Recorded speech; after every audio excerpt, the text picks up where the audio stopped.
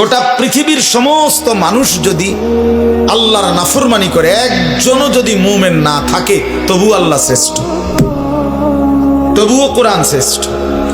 আবার গোটা পৃথিবীর সকলেই যদি আল্লাহকে মেনে নেয়, তবু আল্লাহ শ্রেষ্ঠ, আল্লাহ শ্রেষ্ঠ। অতএব আমাদের জিম্মাদারি বলা, দিল থেকে বলা, আন্তরিকতা নিয়ে বলা, কেউ পাত্তা না দাও, অসুবিধা কি? সমস্যা নাই, কোনো সমস্যা নাই।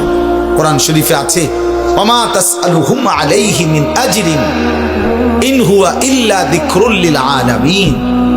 আল্লাহ তাআলা নবীকে বলছে, বন্ধু আপনি যে দিন রাত মানুষকে আল্লাহর দিকে ফেরাইতে চাচ্ছেন, ডাকতেছেন, তো এর পারিশ্রমিক, এটার মজুরি আপনি তো মানুষ থেকে নিচ্ছেন না, এটার বিনিময় তো মানুষ থেকে না।